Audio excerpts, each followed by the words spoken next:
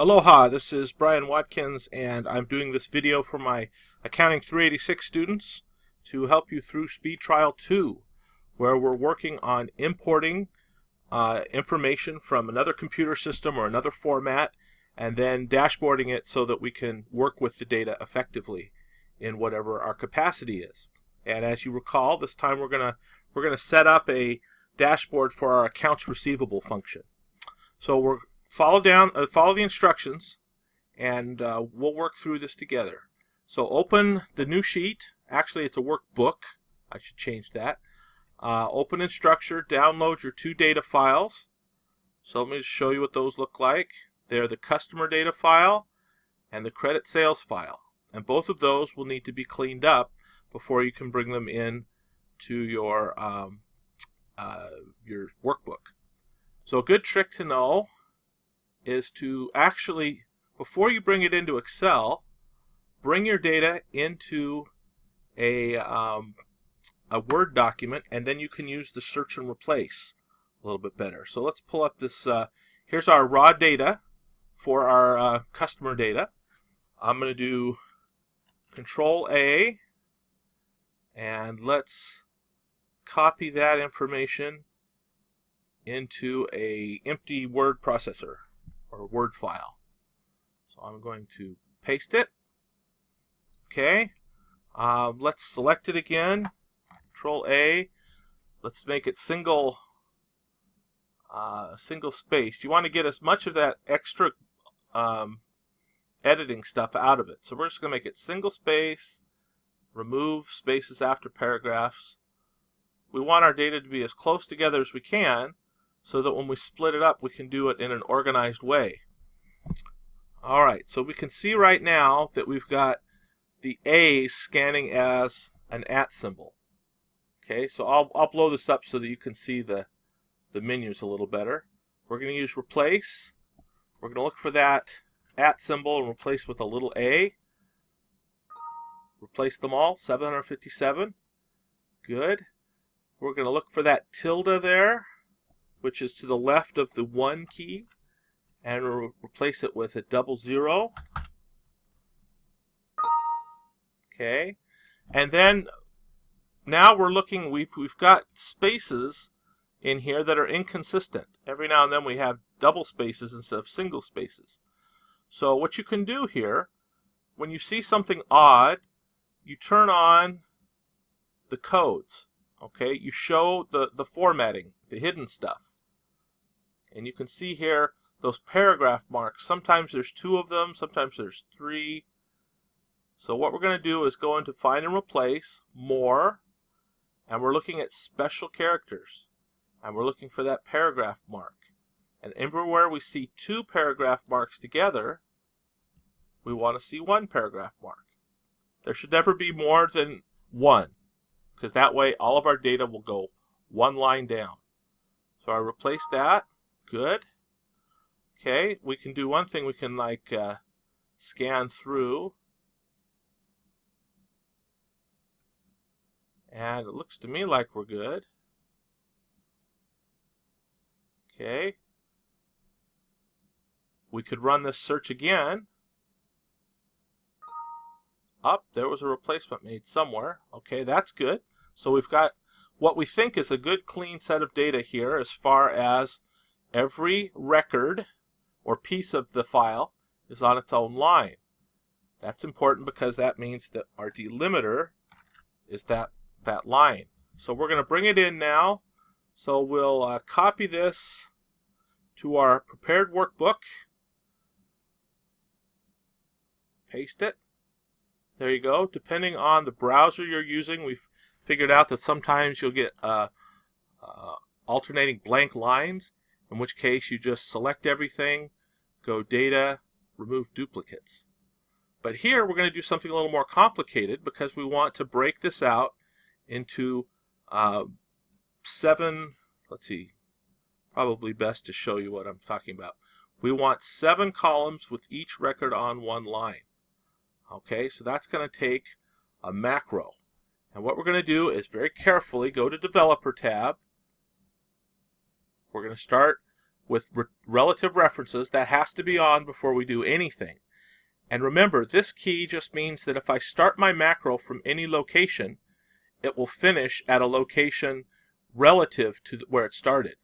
Okay, so if we don't have relative references, if I start on A1, every time I run the macro, it will start on A1. And we don't want that. We want to start our macro down a line each time so that we have lines of good data. So just check that box, hit record macro. We'll just call this prepare data. Okay, and I'm going to say, okay, now, got to be very, very careful now and not use our mouse, because the mouse doesn't translate into VBA the way the keyboard does. So I'm going to do Control X, and then I'm going to use my arrow, and then Control V. Okay, then I'm going to go down, very carefully arrow over, Control X. And the reason you have to be so careful is if I hit too many arrow buttons, for example, I'm on A. If I hit a left arrow button there, it would crash the macro because it would go outside the scope of what the program expects.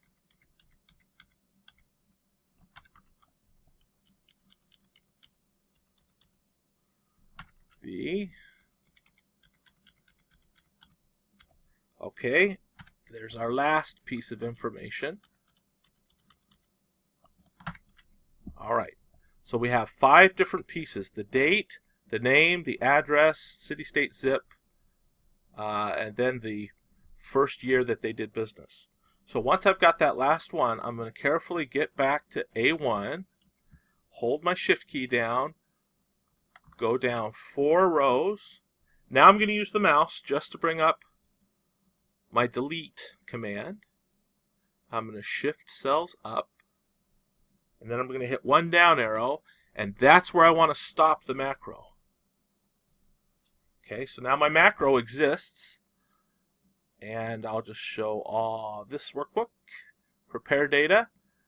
Here's my macro. Okay, now what I want to do is I'm going to say do until selection equals nothing. Okay, because right now, hopefully it'll always start on some data. And then at the bottom here, I'm just going to say loop. Okay, let's see if this works. So I'm going to run my macro, making sure that A2 is ready, and run. Ha ha! That's working without a net. Okay, so we're going to let this run. I'm going to pause here. Okay, my computer took a while, and it looked like it wasn't working for about a minute, but then it spit me out right here, and I can see that it did everything just fine. So have faith in your computer, it'll get there. I'm now selecting all of the columns. I'm going to autofill by clicking on a margin, which is supposed to work. Again, the computer is really slow, so I'm waiting here. Very slow. I'm going to pause, find out what's going on. Okay, I don't know why the computer was slow, but it's doing everything it's supposed to do. All right, now we need to get to our 7 columns. So what we're going to do first is and we've got to fix some stuff up. And the thing we have to fix up is that little a. Okay, and so we're going to go and I'm going to use the proper command. And I'm going to select the name. And then I'm going to copy that down. And then copy the cleaned up items. And I'm going to paste only the values. Okay, you got to be careful here because remember in E1 right now there's a proper command. So I'm just pasting the values. And I know it's done it right because I have a capital A right there on Alman. Alright, now next thing we're going to do, instead of G1, is H1, because there's the same problem here. See, avenue. So I'm going to properize the addresses, copy, paste values. And now my avenues are right. Then I'm going to do the same for my city, state, and zip, which will probably have an impact on the states at some point, but we'll fix that. So we'll copy this and paste. Okay, it did have an impact on the state, but we're not going to worry about that. We're done with this proper column, so I'm just going to delete the column. Okay, now what we're going to do is we're going to split up into 3 columns so we have a city, state, and zip. Before we do that, we want to insert 3 new columns so that we don't erase our dates. Worst thing we can do is make our data worse by putting it out of order, by copying this up or down 1 row. Alright, so now I'm going to select by doing Shift End down. I've got all of my city, state, and zip, and I'm going to go Data, Text to Columns. It's delimited by a comma. So we're going to use the comma to get the names by themselves, make that text. And my unforgivably slow computer today, it's probably because it's doing the video at the same time. But it's working. Again, I'll just pause here and come back when it's done. Oh, it's done. Alright, so now we have a string that has the zip codes on the back. So here, I'm not even going to worry about text to columns. I'm just going to go over here and say, give me the, starting from the right of this, give me 5 characters. And that'll be zip codes. And they'll be text. That's very important that we don't, if we convert this to numbers, we're going to lose that leading 0. We want that 0. We're never going to add, multiply, or divide zip codes. So make sure you keep them as text. Okay, that is a formula right now. So I'm going to go to the bottom. I'm going to say copy. Go back up to the top. And on top of it, I'm going to paste the values. So now they're back to their values. Okay, now I'm going to say give me from this text, starting at number 2, give me 2 characters. You can see there's a blank and then the line. And that's going to return the 2-character state abbreviation, which I want to put into uppercase. So there I've got my states now. Copy down, copy, paste values. I can get rid of that. Okay, and now I have my 7 columns. So let's take insert, actually let's do 7. Whatever I did, I want to undo it. There we go. Okay. So I'm going to take 7. I'm going to insert. Okay, I'm going to call this birthday, name, address, city, state, zip, and I'll call this first year. Whoops, not first years. I'll call that the first year because that's the first year we did business. And we'll make these all bold and underlined as headings. At this point, I'm going to get rid of my grid lines because they bother me. So there's my grid lines. And I think it would be good to freeze everything above this. There we go. So freeze panes. Let's try that again. Freeze panes. There we go. So now my headings stay where they're supposed to stay. All right, we could probably adjust the columns a bit. And now we've got a tab here. So we're going to rename our tab the Customer Master File. All right, now there's one more thing that we want to do with the Customer Master File. We want to see our data, we want to have some way of accessing it that we can control quickly.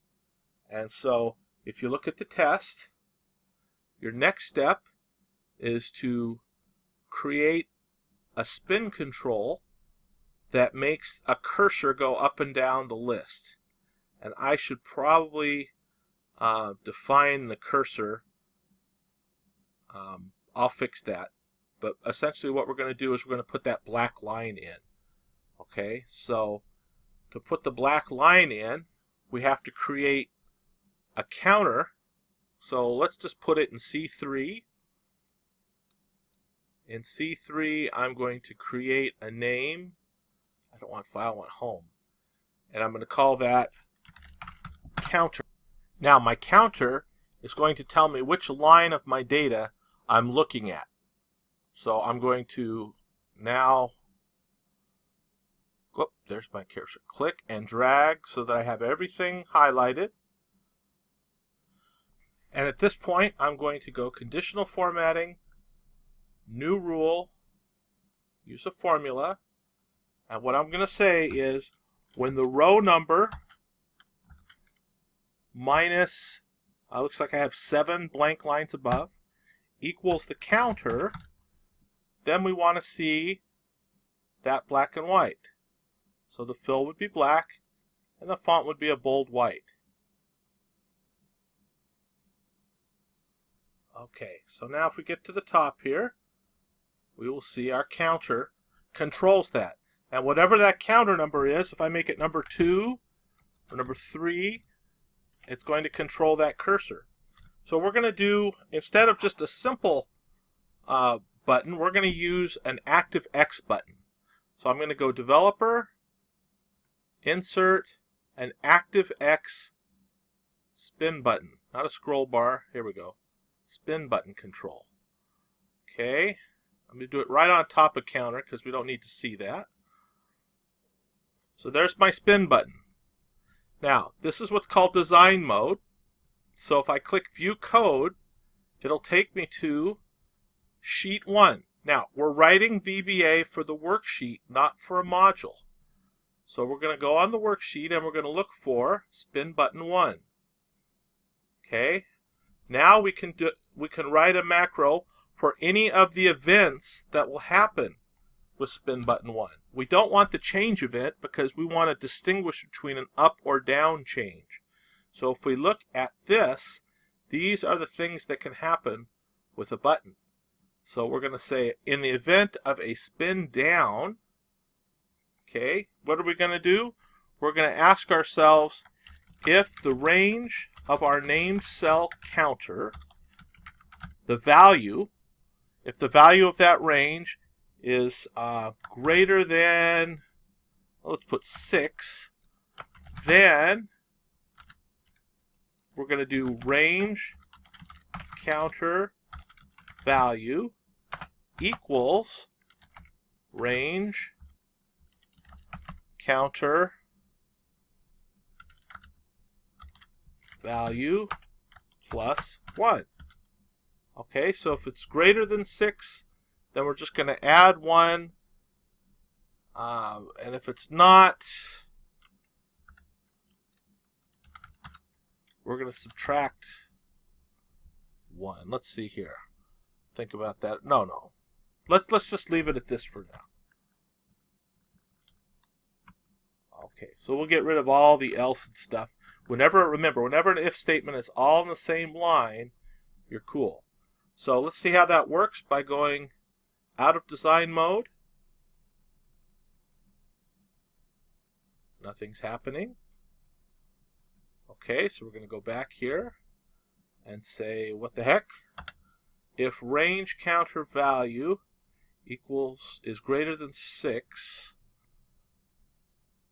then we don't need the greater than 6 yet. Let's just start with a very basic. So when we hit the button, it goes up by 1. There we go. Now, going up doesn't do anything, so we're going to go back to our code, and we're going to write another macro for spin up, and this one is going to do So I'm going to copy and paste to save some typing. And this one's going to subtract 1. So now I can go down or I can go up. Now, the problem is I can go into negative numbers, and I don't want to go into negative numbers. So let's fix that real quick. We're going to go to spin up, and we're going to say if range counter value is not equal to 1, then subtract 1. And now that I have a different line, I have to put end if. Okay? We want to basically turn off the spin up function so that it doesn't work when the value is 1. Okay? If it's 1, it's not going to do anything. But if it's not equal to 1, then it's going to subtract 1. So now I can go down arrow, bring it up, and then up arrow will stop working when it's at 1. Okay, now, the second problem we're going to have is if we keep going down, we're going to lose our cursor. We can't see it. Okay, now, in class, we went over how to find the control to make that work. And we learned that it was the small scroll command that made that work. And if you need to review small scroll, just Google on it, and that'll be fine. But essentially what we want to do is every time we go down a line past 1, 2, 3, past 6 here, this is what that if was for. If,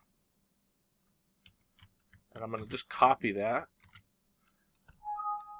Okay, we know what we're doing. So if our value is greater than 6, then we're going to do something special. Then we're going to not only add 1, but we're going to move the entire active window using the small scroll property. And we're going to say go down 1. Okay, let's clean up our code here. This gets...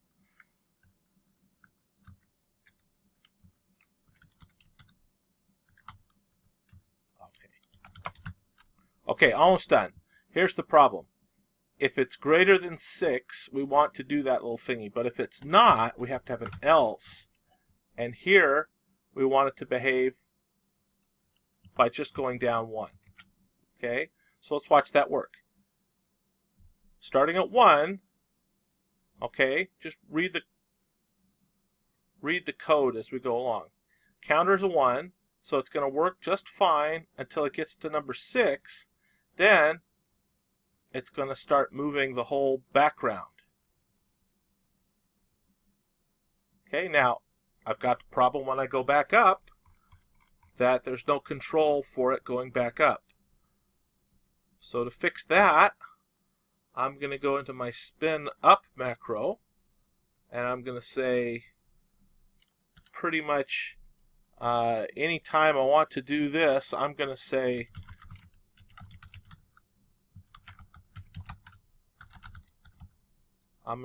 go up. And I can do that at any time, because here, if I'm below 6,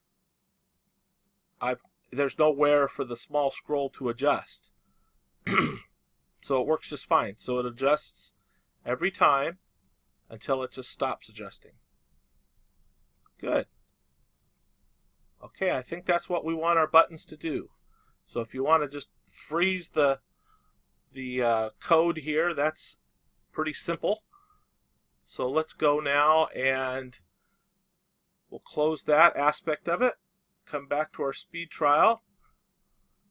And so now we're going to add columns to our customer master file for the AR balance 1, 2, 3, 4.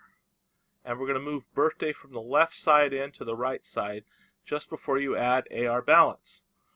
Okay, so we're going to take column E, we're going to cut it, and we're going to paste it right there. Okay, whoops. So there's our birthday column. And then we're going to add 4 more columns. Let's make them a little wider here. I'll make them a 12. And we're going to have the AR balance. We're going to have the oldest open account. Or what did I call it here? Let's call it oldest unpaid invoice. And then we're going to have days unpaid. And then we're going to have last name first. Okay, so I'm just going to adjust this right now. All right. So we've got our extras. Let's do the last name first. It says also create a customer number. Okay, so that one's easy. So we'll go over here to E and say customer number and make our heading match all the others. 1, 2, 3, whoops, get rid of 3. 1, 2, and it counts all the way down. We'll center the customer number. Good, that's going to be a control later to help us always come back to the order that we're used to seeing here. It starts with Hey Dad, and that will always help us preserve the original. Okay, the last name first.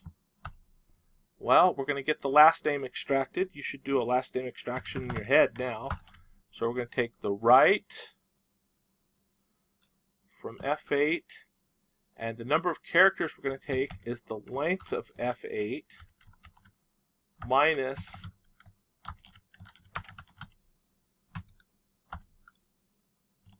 the place where you find the space.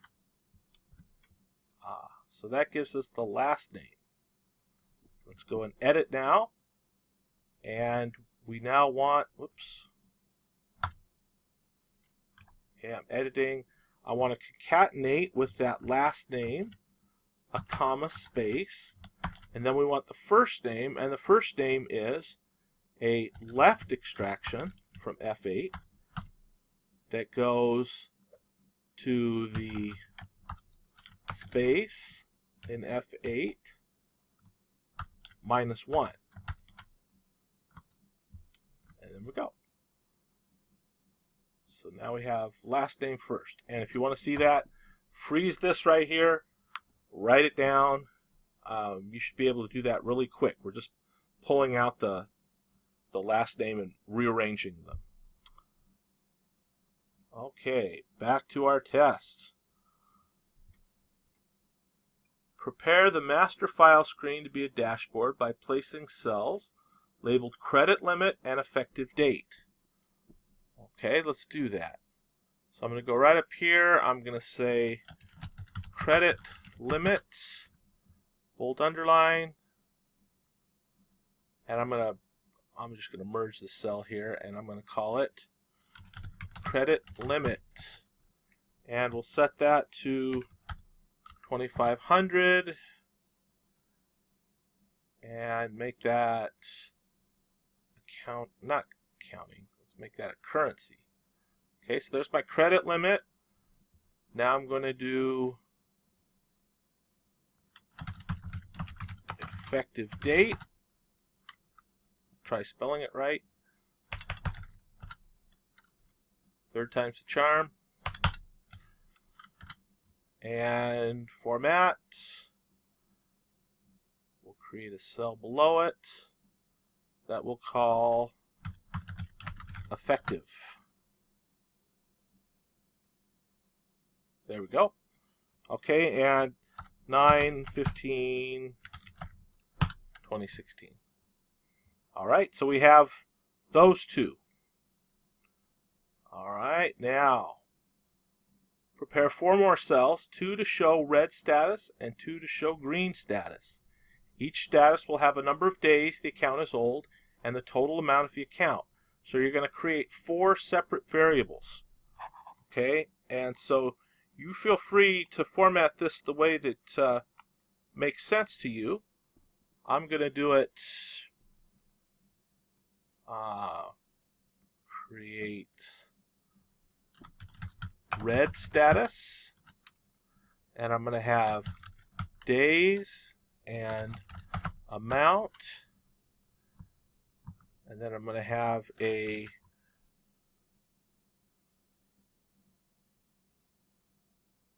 green status,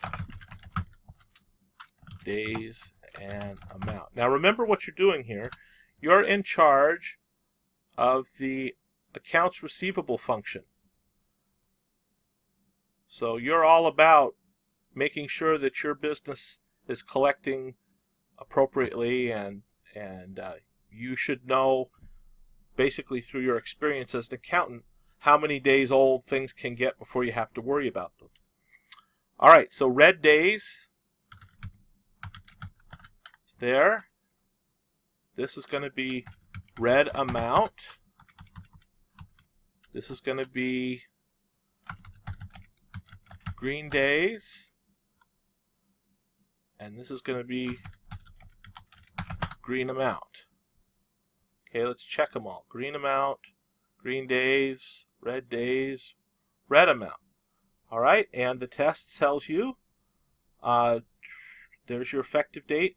Green account, let's see, red status is days over 230. And oh, don't want that. Days of 230. And an amount over 2,000. And green, let's center those. And green status was 210 or amount less than 50. So that'll be 210, and that will be 50. Okay, so now we've set that up. Now we're going to do another data import operation to convert the AR data to a table. Okay, to get the AR data, first we're going to create a new sheet. Let's rename it our AR sale data. And we're going to just go to the, hopefully this will work, okay, data from text. And you should have already saved it somewhere like your desktop where you can find it. So we're going to import that speed trial sale data. Now, we talked about this in class. It's all coming in on one big line, which often happens with other computers' data. But it's delimited on that little d. That little d is found at the end of every record. So we're going to go ahead and split it up based on that delimiter, the little d. Okay, let's start right on our worksheet. Okay, and go in.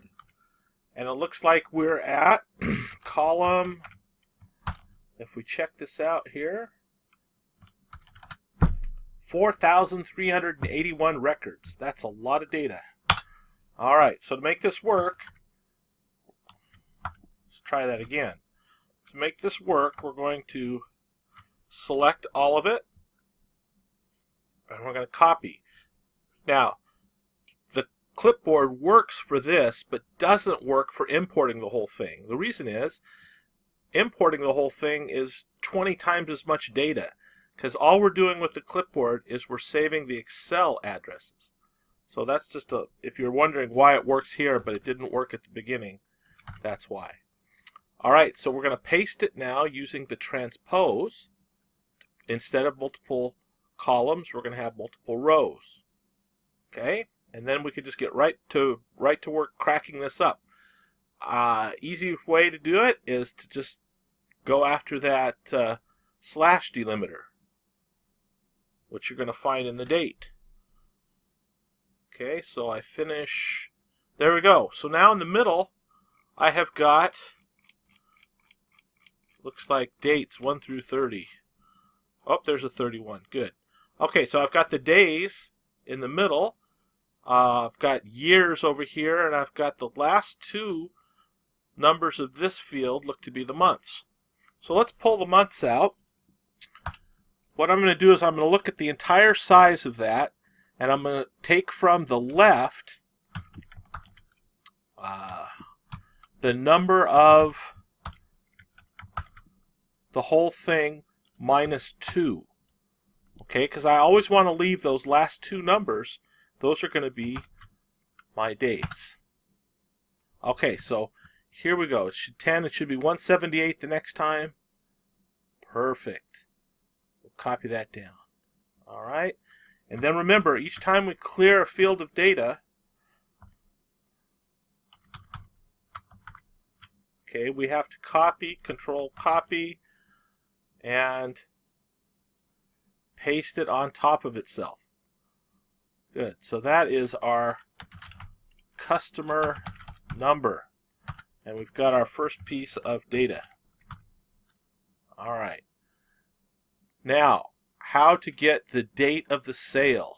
Well, we'll just do some concatenating here. So we can get our month by starting from the other side, the right side, and we know that it's reliably always going to be 2 characters. Okay, and I'm going to concatenate that with a slash, and then I'm going to put my day, concatenate with a slash, and then I'm going to put, I can either type 2016, or I suppose to be more pure, I could say the left of C3, 4 characters. And there's my dates. So I'm going to copy them down, copy, paste values, make sure they're formatted as dates. There we go. And this is going to be the sale date. Okay. Now we've got a little bit of a messier problem. We have the amounts buried in there between the year and not paid. So how would we break that up? Well, first thing we can do is we can extract everything that's not the year. So we're going to take from the right side of C3 the length of C3 minus 4. So we're always going to take everything up to the 4, and that's going to give us, okay, so now we have 2 delimiters. We have an N or a P. Okay, so we're going to have to take a different amount of cells because we want to strip out the not paid and the paid. Okay, so what we're going to do here is we're going to ask it, okay, if the last, so what I'm going to do is look at the last 7 spaces. Okay, so if my right extraction of 7 spaces equals NOT-PAI, then I know I'm looking at one of those, and I want to actually do my extraction, and I'm going to say, give me from the left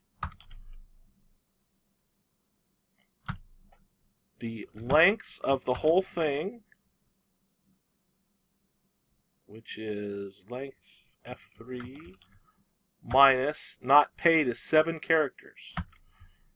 And that should give us our answer.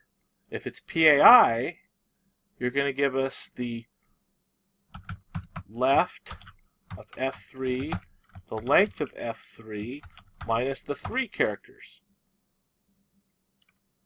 Okay. Now I could do another step, but I'm going to keep this a little simple here. So I've closed. Let's see, here's left. This left has to close here. And then this left closes here. So let me just test my if statement. There's my test. If it's true, I do that left extraction. If it's false, I do that one. Alright. So that gives me just the name. Now, that's going to cause me some trouble because I'm losing the meaning of NOT-PAI or PAI. So I'm going to have to make it a little more complicated. If it's not paid, I'm going to concatenate onto it, space, not paid. And if it is paid, I'm going to concatenate on it, space,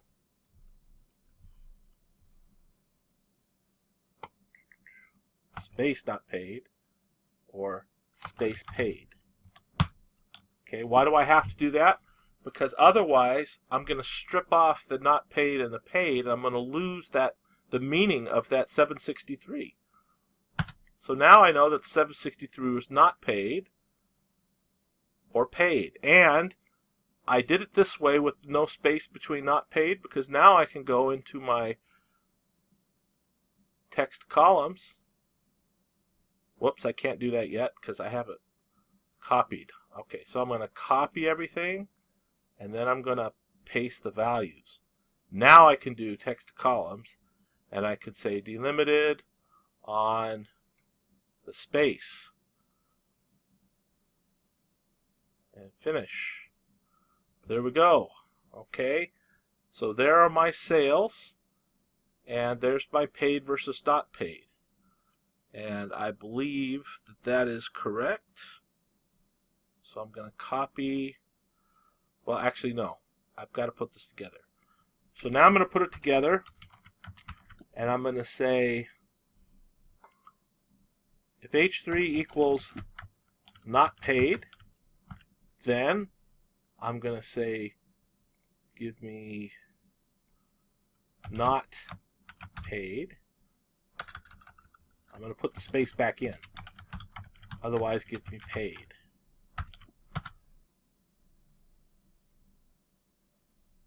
Alright, so here I had copy and I paste values. Here I have to, I think it's already values. Okay, so that's good. Alright, so what do I have now? I can get rid of this. So I'm going to delete that column. I'm going to delete that row. I'm going to delete that column. I'm going to delete all three of these columns. And I'm going to say this is the sale amount, and this is the status. Okay. So we have name, sale date, status, and the total. Just make those bold and underline. Good. Okay, now we have to be careful. That sale amount right now has to be defined as a number because I want to add it up in my pivot table. So I'm going to make sure that it is a number with two. Good. All right. And the customer number right now doesn't have, so I'm going to make the customer number, I'll make it text. So hopefully that'll work. If not, we can always come back and change it. Okay, so I have text, date, number, make that text as well. Okay, all right, now we're looking at our AR sale data, and we need one thing. We need to have name, sale date, status, and total. So to get the name, we're going to have to come in here and insert a column. Okay, and we're going to have to go and pick it up from our customer master file. So this is a good point. We're going to want to make sure that our customer master file is completely defined. So I'm going to go see if this works. Control A, shift down one arrow. Okay, so this is all my data selected, and I'm just going to call that, go to formulas, define name, all data. and my last name first is in 1, 2, 3, 4, 5, 6, 7, 8, 9, 10, 11, the 12th column. Okay, so now I want to add a name column, and I want to bring the names that correspond to that customer number, so that if I look at this data, I can see a name as well as customer number, which is going to be helpful in our pivot table. So I say VLOOKUP, and I say take my customer number, look up all data, give me the 12th column false. And alright, I just spent probably 40 minutes relearning something that I should have remembered. And that is that you have to be very careful when you do a VLOOKUP to synchronize the data types. So if I do a VLOOKUP here, okay, and I say all data, and then I say 12 false, doesn't work. Why doesn't it work? So I'll copy this all down. It doesn't work because this is text and this is a number. It's a general. So what I need to do is I need to take all of these and I need to convert to a number. And as soon as I did that, my VLOOKUP worked. Okay, I pray you don't run into that problem. That has caused me literally 40 minutes of grief. So let me just show you a trick. If this is text stored as a number and you can't get that little button to come up like I did, the way to force it into a certain thing is to use the value function, which would just convert any text straight to a number and then copy and paste it over. Or in the case of this field right here, you could just get rid of it by clearing it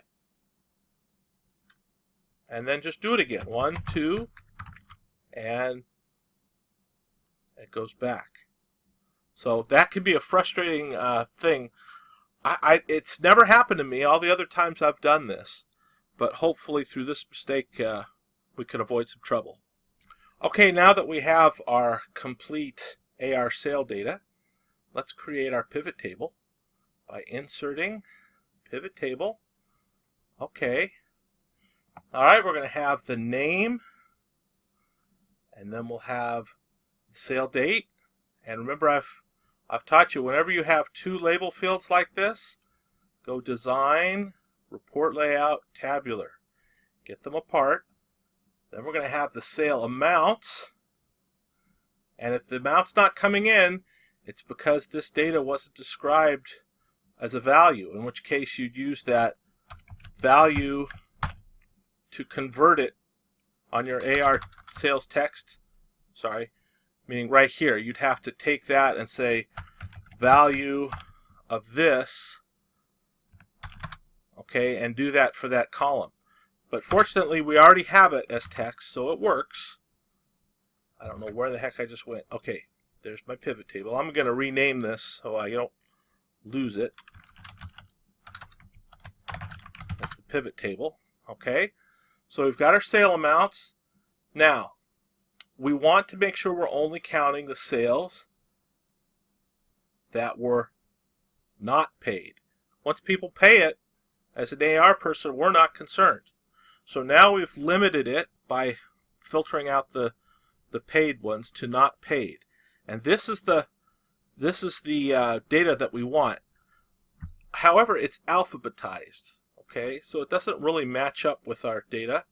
That's fine if you're doing lookups and such, but you can easily just take the customer number, put it there at the front, and that forces it back into the order that you're used to seeing. I'll put a nice little design on here. How's that? Okay, so now what we want to do is we want to fill up our master file with the appropriate information. So to do that, we're going to take and define a data set that includes, and put an extra, Yeah, in your next speed trial, you're going to want an extra here. But for right now, we're just going to fill up your... Okay. So what we've got here, we will take and we will call it... I don't want to say pivot data because that's... When you name things like commands, that can be trouble. So we'll just say filtered data. Because that's essentially what we did with the pivot table. Is we just filtered out the amounts that have been paid so that we're looking only at the unpaid stuff. So what is Kimmy Haydad's AR balance? I hit equals. I go over to the pivot table and I find that number right there that represents her total. I click on it and then I hit enter. What I've done is I've just used kind of a complicated formula called get pivot data. Okay. Now I want to use that formula all the way down my list. So where it says the number 1 hard-coded there, I'm going to make it a reference to the customer number. And where it says Kimmy Haydad hard-coded there in text, I'm going to make that a reference to the last name first. That shouldn't change. See, it still sees the 71585, but now I can copy it down and I will get everybody's AR balances. Great.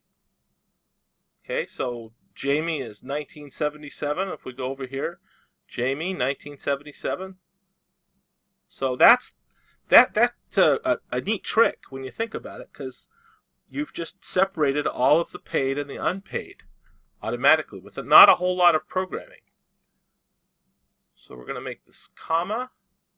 Okay, now we're going to say, what is the oldest unpaid invoice? Now this one, you find that the oldest unpaid invoice is always going to be at the top here.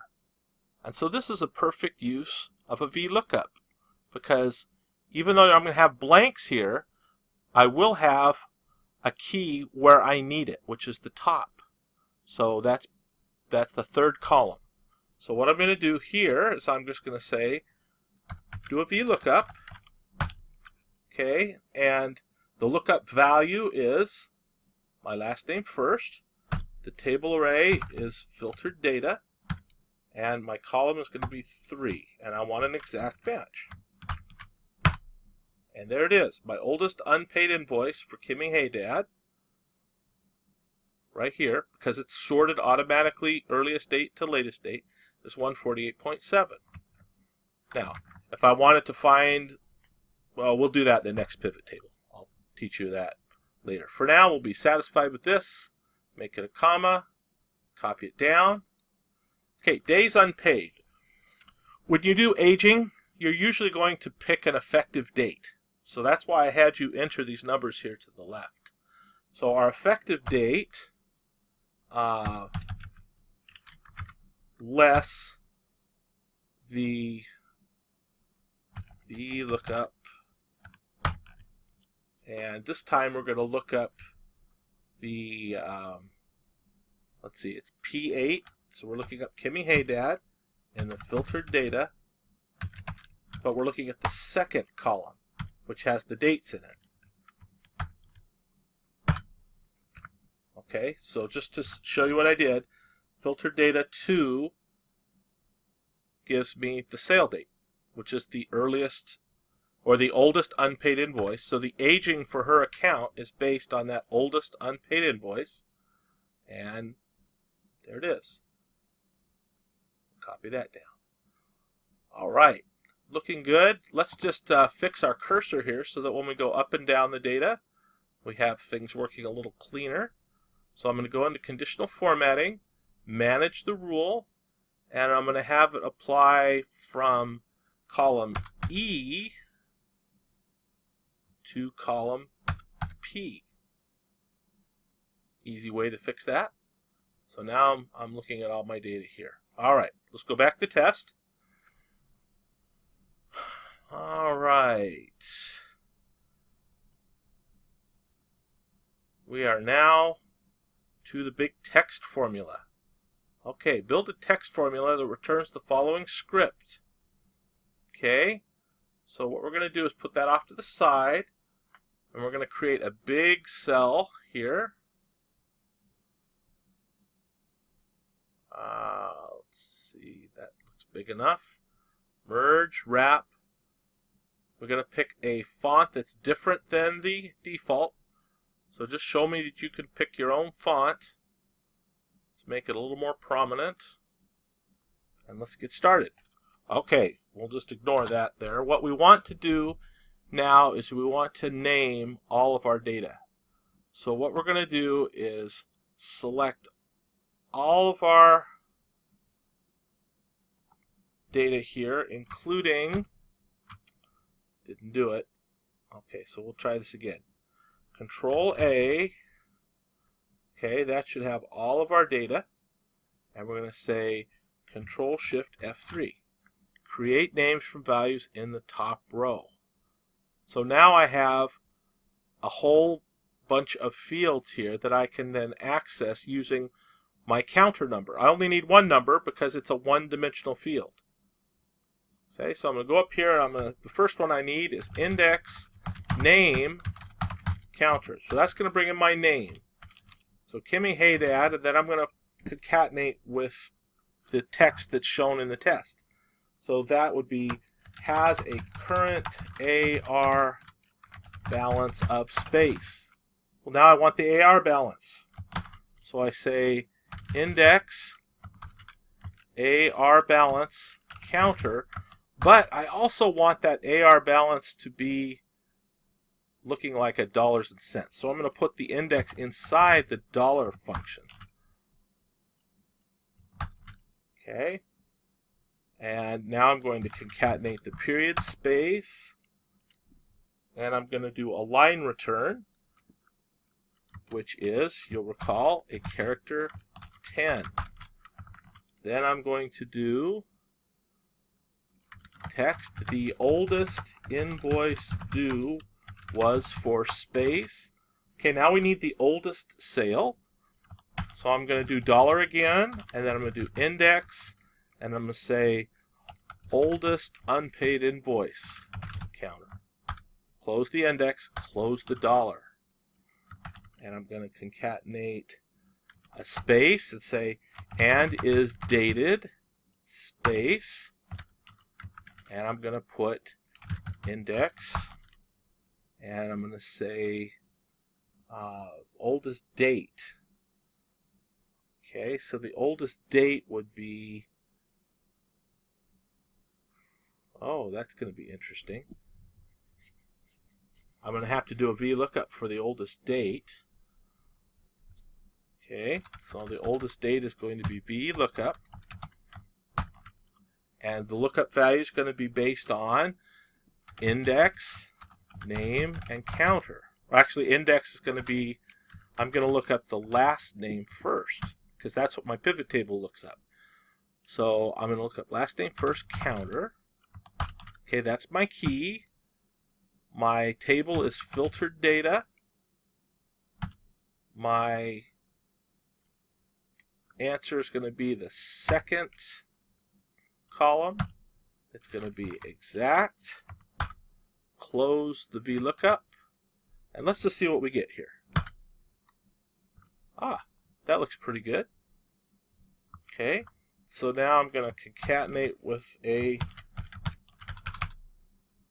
dated oldest date, comma, which was, concatenate with days unpaid, so index days unpaid counter, and space days ago, or days from the effective date. Close it. There we go. Oh, that's nice. I like that. I'm going to make that a little bit wider there. And I'm going to have it center align. There we go. Okay, so that's our text, and it's going to change for each person. Okay, so now let's go back to the test.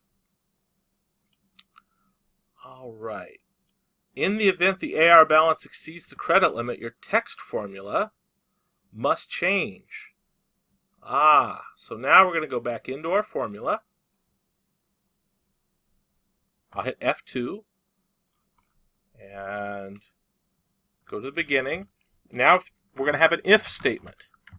So the if statement has a test. And the test is going to be whether index AR balance counter is greater than credit limit. If it is, quote, or if it is, we're going to start with index name, comma, counter, and then we're going to type exactly from the test. And it says has an AR balance of space. Now I have to pull out the AR balance, which I'm going to use with $, index, AR balance counter, close the index, close the $, okay, and then concatenate with comma, which is in excess of the credit limit. Please, sorry. Report this account to internal audit immediately. Okay, now that's my new sentence. If it's false, then I'm going to go comma there. Now, before I do anything, I want to check this very carefully. There's my concatenate. Okay. So my if statement has the test, good. If true, see there's a comma sneak in there. I don't want that to be a comma. I want that to be an and. So now I can say if true, it's this sentence. If false, it's this sentence. But now it's not liking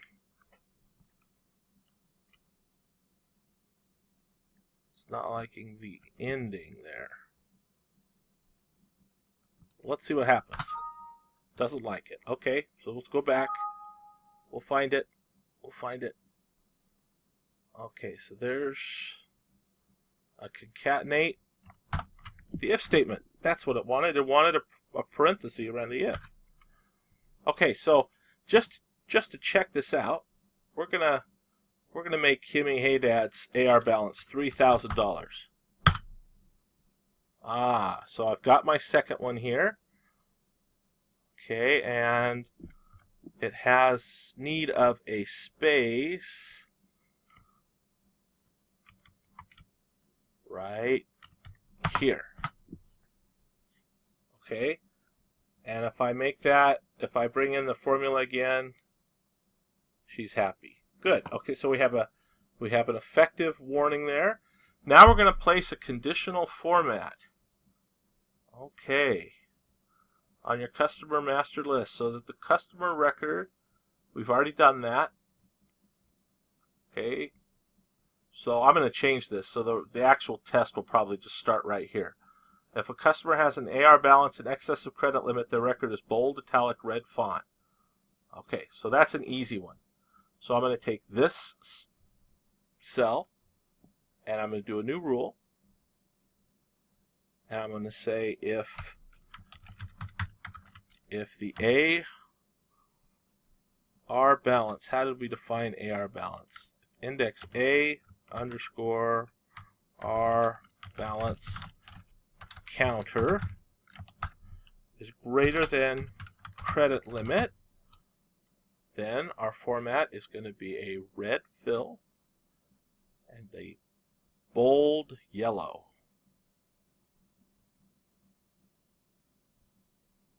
Okay, so now let's try that again. $3,000, boom. Okay, that doesn't look like a bold yellow. Manage rules.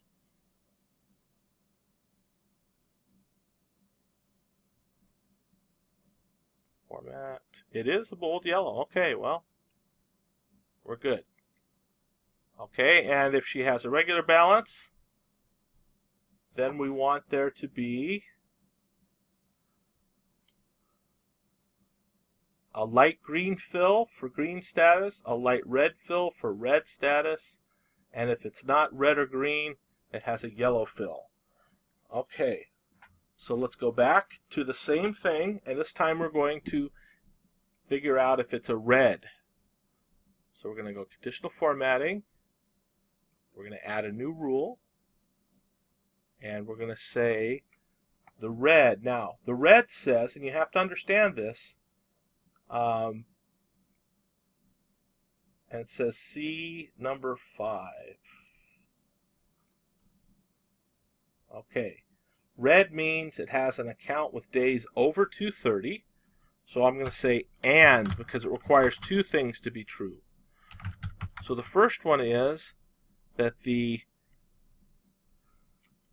days unpaid, so I'm going to say index days unpaid counter is greater than 230, or, sorry, greater than red limit. Okay, be sure to use red limit there. And then the index AR balance, make sure you spell it right, counter is greater than red amount. If that's true, our format's going to have a fill that's just a light red.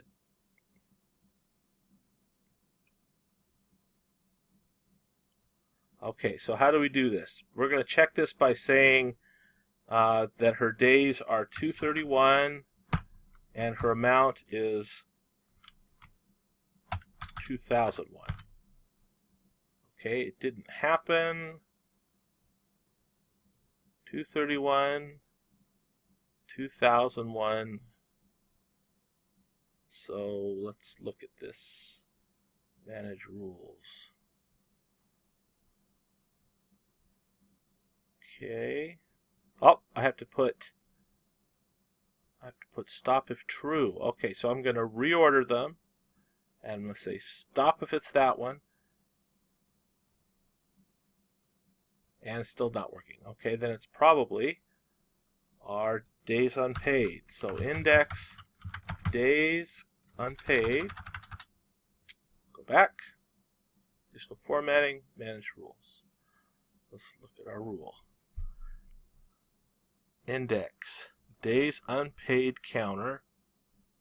Oh, silly. That should be red days. And then the other one, I'm going to hit F2.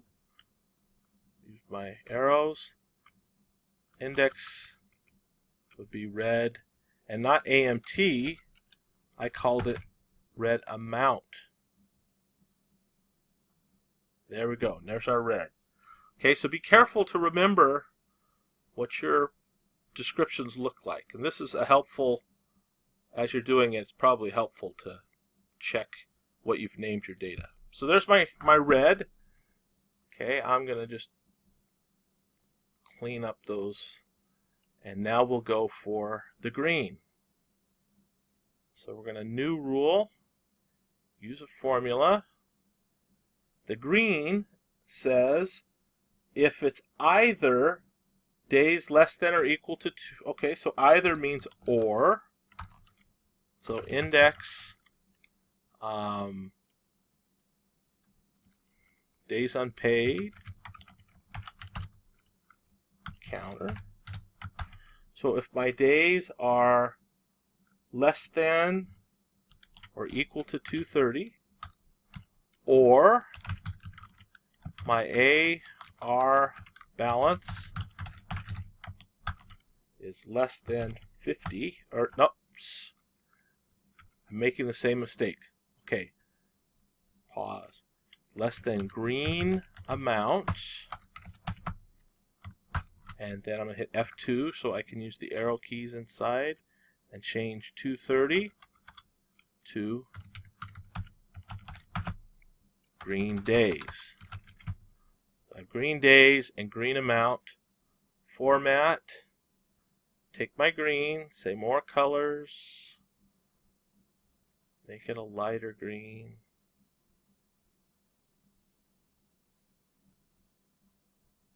Okay.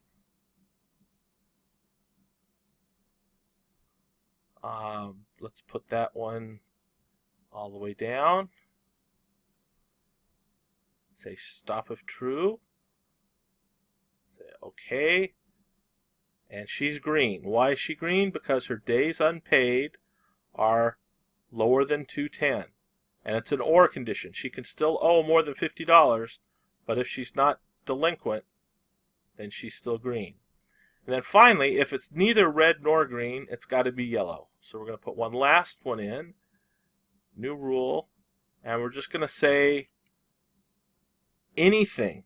Okay, so if I say index AR balance counter is greater than 0, and the format yellow, and let's make that a lighter yellow. There we go. I like that control custom better than poking around the number wheel. Okay, now let's double check. That has to be last. So if it falls through all three of those and hits yellow, so let's just look. Oh, looks like Vanessa was yellow. So she's neither green nor is she red. So she's just approaching something there. Great. Almost done. So now that we've got those rules, and one thing to do at this point, go back, double check that your rules, which you see how I'm just pausing on it and I can see the whole rule, make sure you use red days, red amount, and green days, green amount. All right. Just a little hint. Create a new column, call it control. Make sure your conditional format rule causes each selected row to appear in black background, doesn't overwrite it. Okay, we don't want this black extending into the next column. We're going to create a column called control.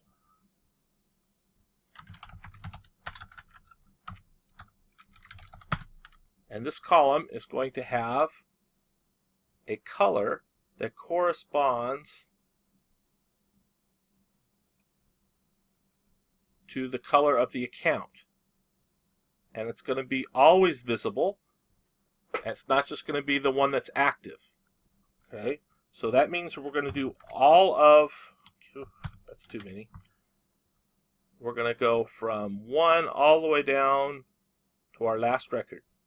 And we're going to do conditional formatting rules for all of those cells. So conditional formatting, and we've just done the rules. We can do them again really easily now. But now we're going to do them a second way.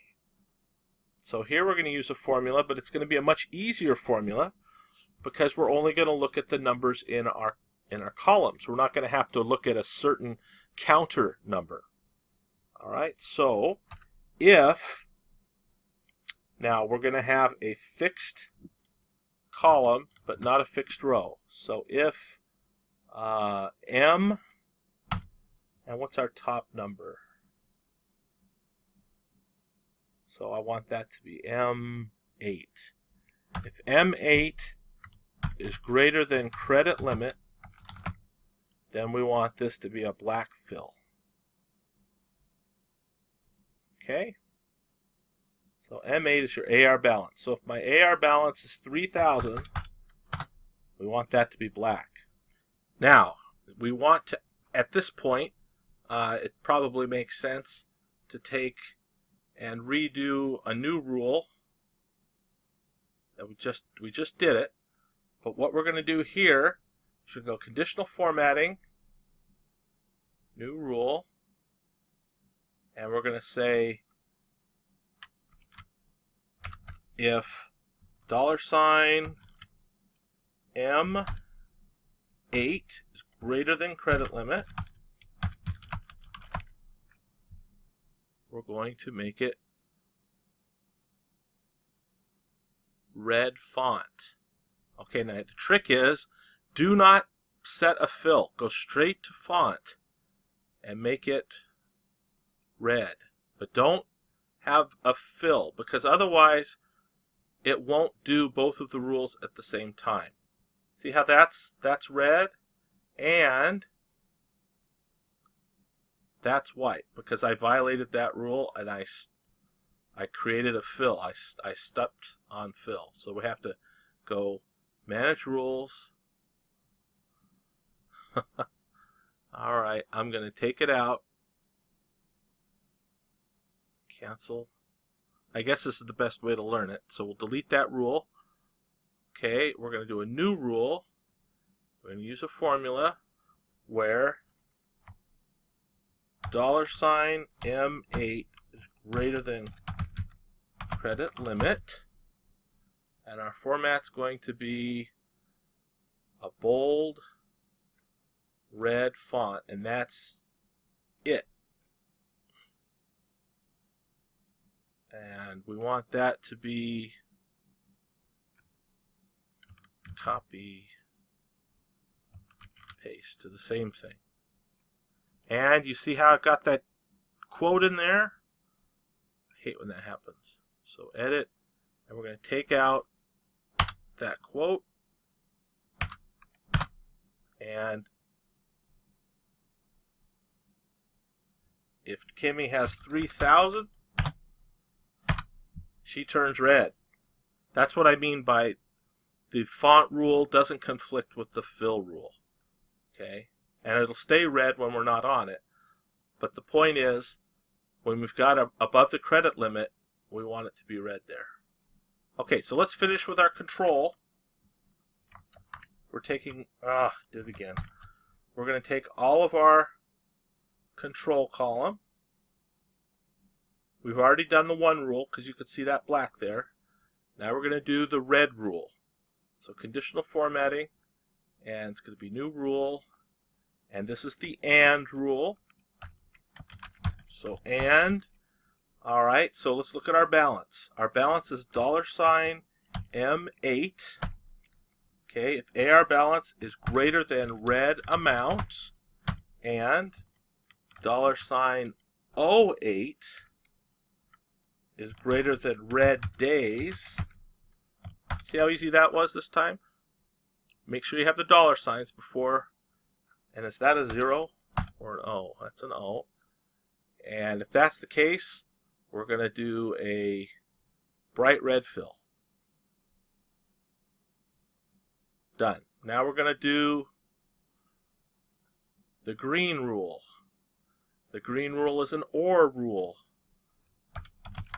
And it says if my AR balance, which is M8, is less than green amount, or if my days unpaid is less than or equal to green days, if either of those is true, my fill is green. Okay, one more.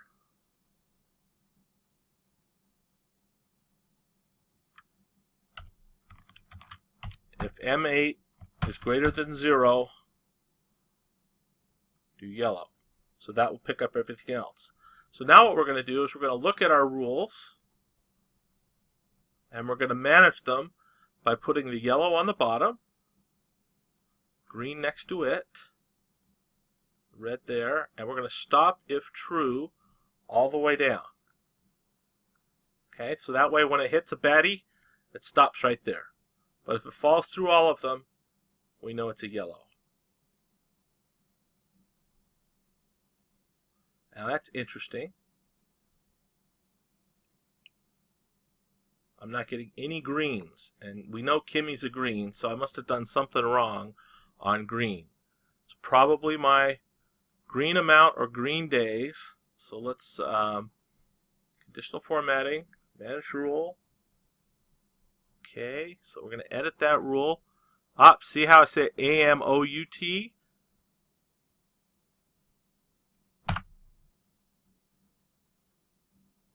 Much better. Okay. So now we have greens, yellows, and a few reds. Not a whole lot, but a few. Which hopefully is the way it is at your business, right? Okay, almost done. So the last thing we're going to do now is we're going to do some macros that help us control our data. This is really easy, so this part's fun. So the first thing we're going to do is we're going to do a macro that brings us to the top.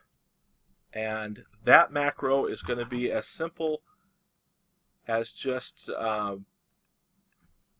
turning your counter number to 1. So developer macro, I'm going to look at just this workbook. Now we're going to actually don't go there. Go Visual Basic. We're going to go into the module for this one.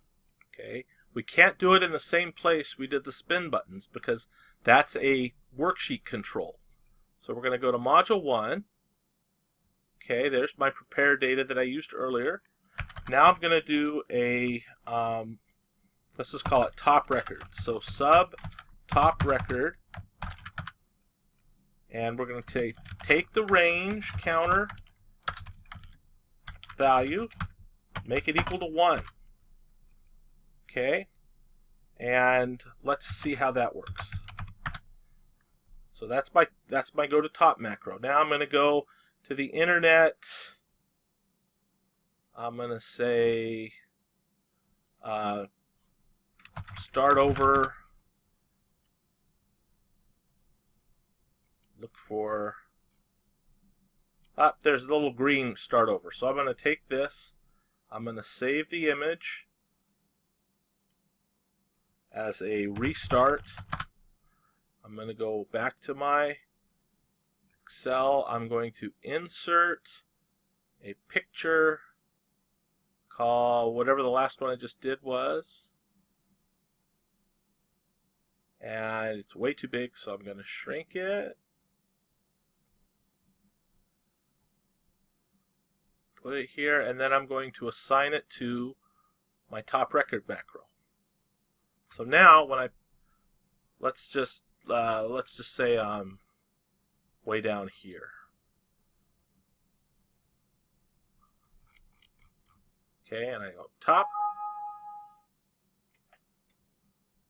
I have 2 end subs, so I get rid of that. I hit reset and I go again. Okay, it set me at the top. So if I'm way down here and I hit top, it's setting me at the top, but it's not doing anything for my screen. So again, you would use the macro recorder and you figure out how do I get my screen to go back to the top. And I'll just tell you, the control would be that small scroll. So active window, small scroll. Okay. And we're just going to make it go up. And I have 196 records. I want it to work at the very bottom. So I'm going to say go up 196. Because no matter how big the number is, it's not going to fail.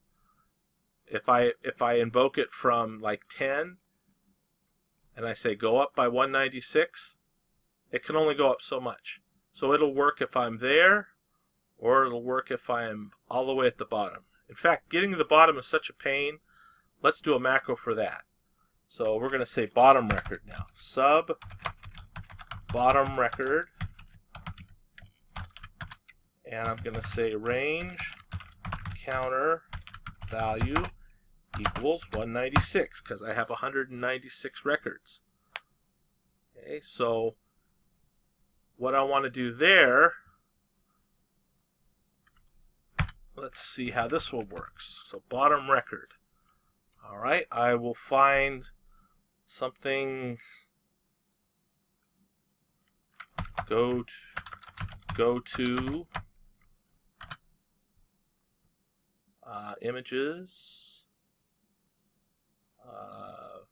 That's confusing. It looks like it might go to the bottom. What would be? How about a good red arrow macro? Or go to end. That's what I did last time. Okay, so we'll just say the end. So I'll save.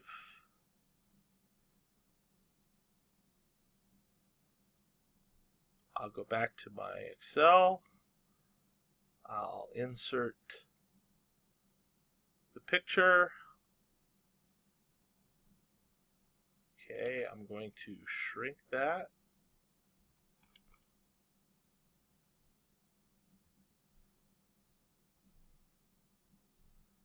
And I'm going to put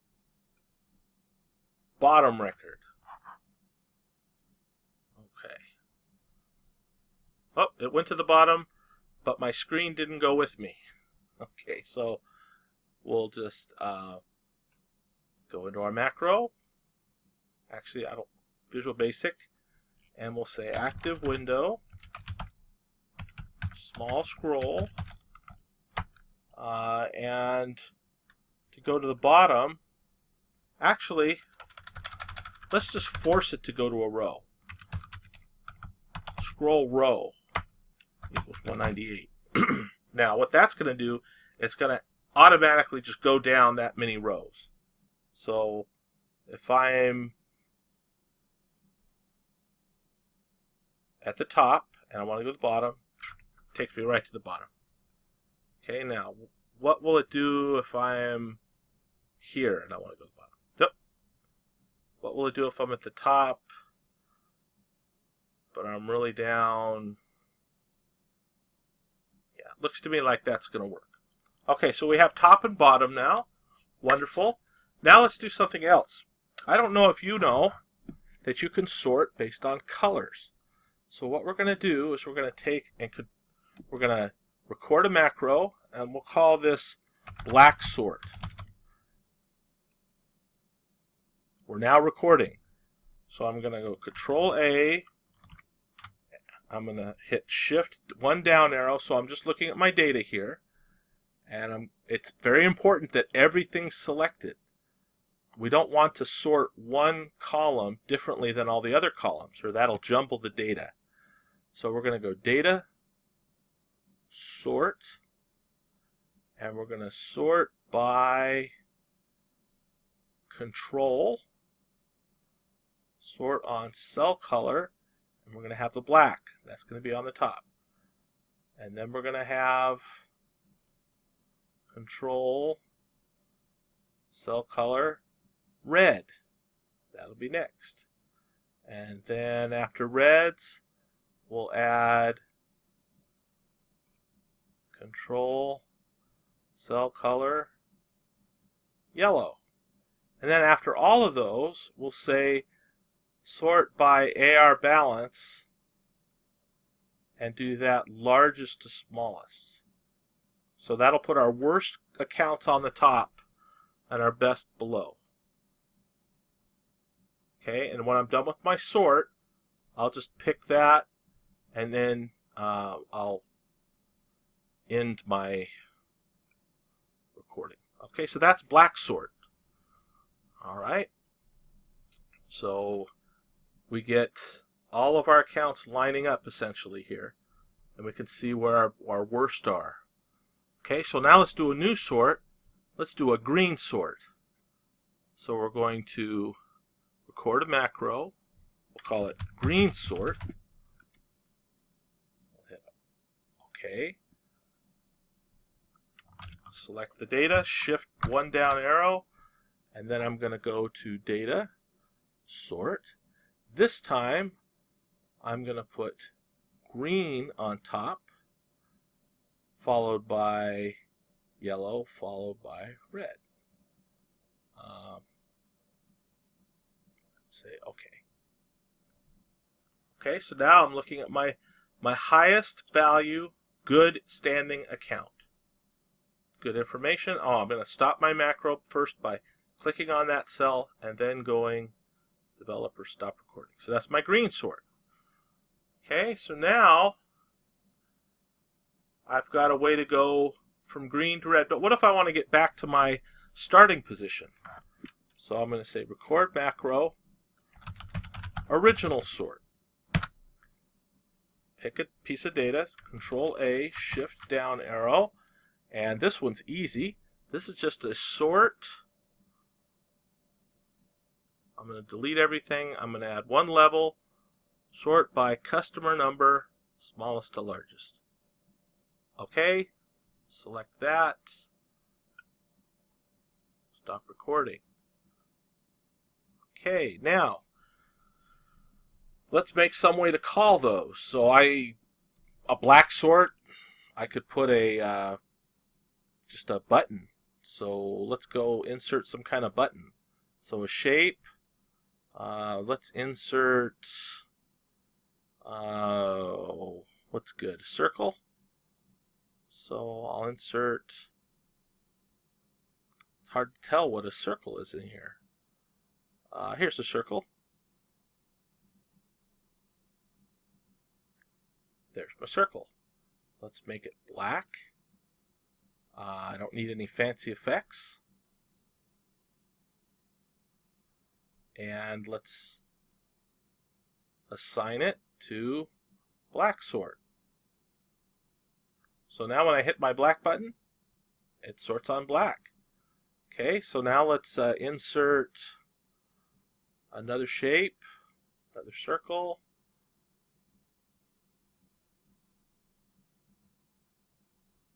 Okay. And we'll make that circle green. Actually, let's make it the same kind of green that we have. So we have black and green. Maybe you want to make it red. I don't care. So we'll put green sort on that one. Okay, so there's bad sort, good sort, and then to make an original sort, here's something that you need to know, and that is that you can take a macro, like our top record macro, and you can call another macro from it. So I'm going to go call original sort so that when I hit my top record button, it will go back to original sort automatically. Okay, so I have in Module 2 already defined that original sort macro, and all I did was have the top record macro call the original sort. So when I go top, it sorted it all back customer number 1. All right, so file, save, and I think that that's the last of it. That's right. Finally, adjust your first macro so that it will sort your data on customer number. Okay, that's it. Hopefully this video will help you avoid some of the problems that creep up here, particularly that one that cost me an hour with the pivot table, or the VLOOKUP here. So good luck on it. Give me a call. Come to my office if you need any help.